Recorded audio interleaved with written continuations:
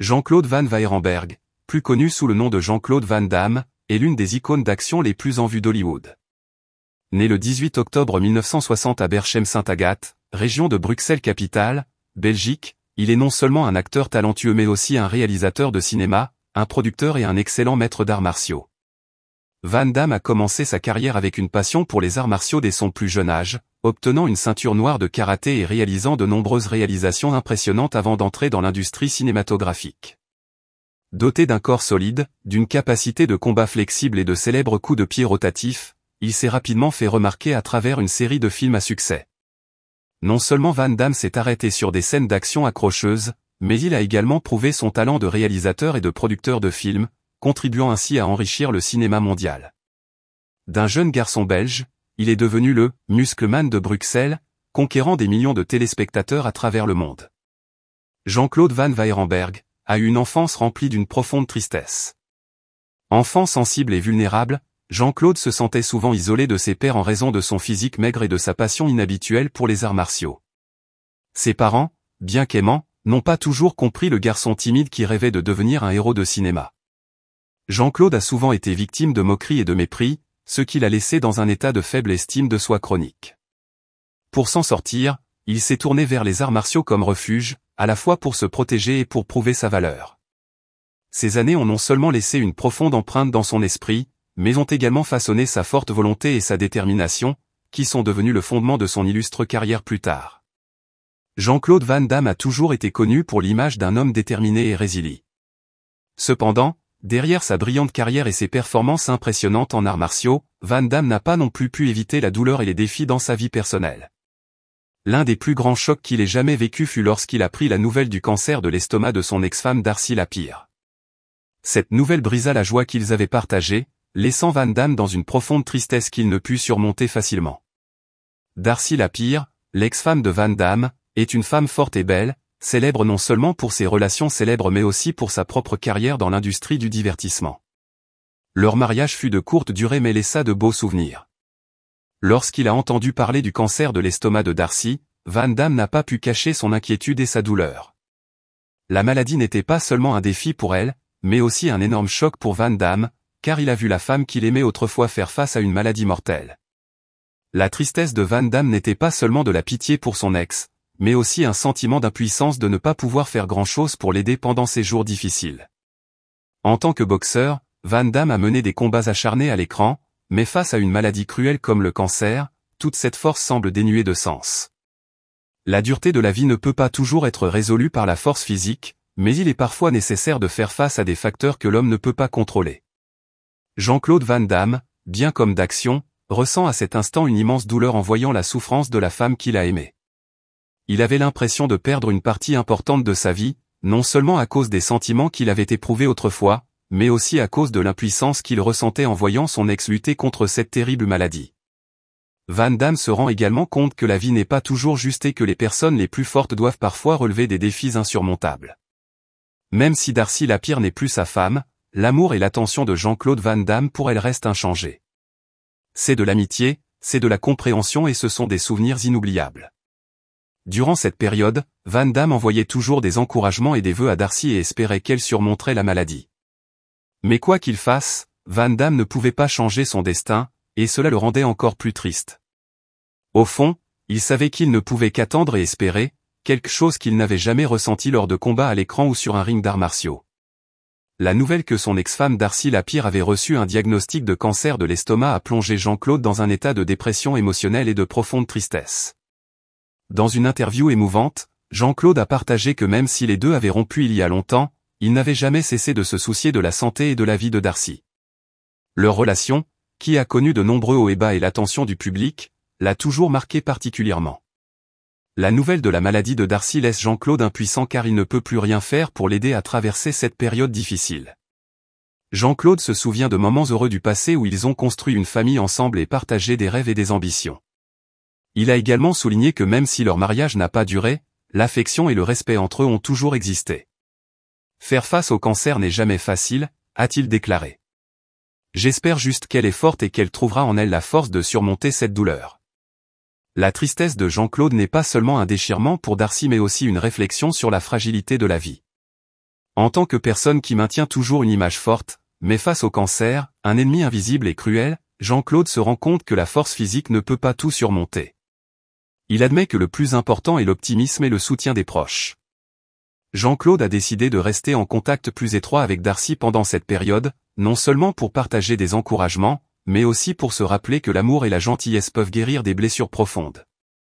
Il espère également que l'histoire de Darcy pourra inspirer d'autres personnes luttant contre le cancer, afin qu'elles ne soient jamais seules dans ce voyage. Malgré son chagrin, Jean-Claude croit que la vie est une série de défis et de leçons. Nous ne pouvons pas changer ce qui s'est passé, mais nous pouvons changer la façon dont nous le gérons, a-t-il partagé. Je prie tous les jours pour Darcy et pour tous ceux qui traversent une période difficile, en espérant qu'ils trouveront la lumière au bout du tunnel. Connu non seulement pour son talent mais aussi pour ses relations amoureuses exceptionnelles, Van Damme essaie toujours de maintenir une image forte et indépendante. Mais lorsqu'il a appris la nouvelle que Darcy Lapierre souffrait d'un cancer de l'estomac, un sentiment de douleur immense a touché son cœur. Pour un homme qui a connu de nombreux hauts et bas dans sa carrière, des succès retentissants aux moments difficiles dans sa vie personnelle, ce deuil a laissé Van Damme face à un nouveau défi. Le cancer n'est pas seulement un cauchemar pour quiconque, mais aussi une menace pour les êtres chers. Pour Van Damme, ce fut un énorme choc, d'autant plus qu'il gardait encore de doux souvenirs de leur relation, des moments heureux qu'ils partageaient ensemble. Bien qu'il soit un homme fort à l'écran, Van Damme ne pouvait s'empêcher de se sentir impuissant face à la maladie terminale de Darcy. Non seulement il doit faire face à la douleur mentale, mais il doit également trouver un moyen de faire face à la réalité avec fermeté, tout en s'inquiétant de la santé de la personne qu'il a autrefois aimée. Sa carrière, bien que continuant à prospérer avec de nombreux films d'action, ne pouvait cacher la tristesse dans son cœur lorsqu'il était témoin de ce que Darcy traversait. Lorsqu'il a reçu la triste nouvelle que son ex-femme, Darcy Lapierre, avait contracté un cancer de l'estomac, son cœur était certainement rempli de douleur et d'anxiété. Face à ce cruel défi, nous, fans et amoureux de Van Damme, nous unissons pour partager la douleur, lui adresser des mots d'encouragement et de sympathie. Se sentir impuissant face à la maladie n'est pas quelque chose que personne souhaite, mais l'amour et le soutien de la communauté seront la force invisible qui aidera Van Damme à surmonter les difficultés. Montrons notre compassion et notre attention pour un homme qui a apporté tant de joie au monde à travers ses films et sa passion pour les arts martiaux.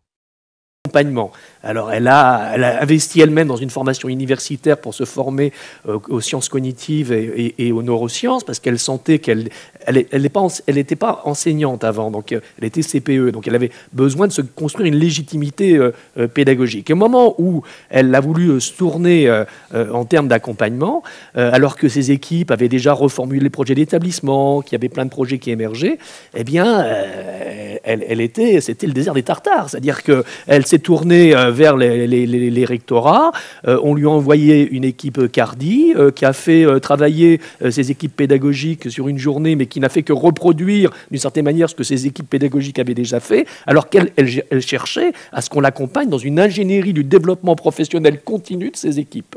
Donc je crois qu'il y a un vrai travail, à mon avis, des corps d'inspection, et c'est tout à fait, à mon avis, important, d'accompagner les équipes sur le terrain, même s'ils sont évidemment chargés de multiples missions, etc., et d'être au plus près des équipes qui sont en recherche, d'une certaine manière, de transformation de leur posture et leur pratique pédagogique, parce que ce sont eux les experts, mais c'est eux qui peuvent nourrir cette réflexivité et accompagner en fait, ces équipes pédagogiques sur un temps long pour opérer finalement des changements de pratique.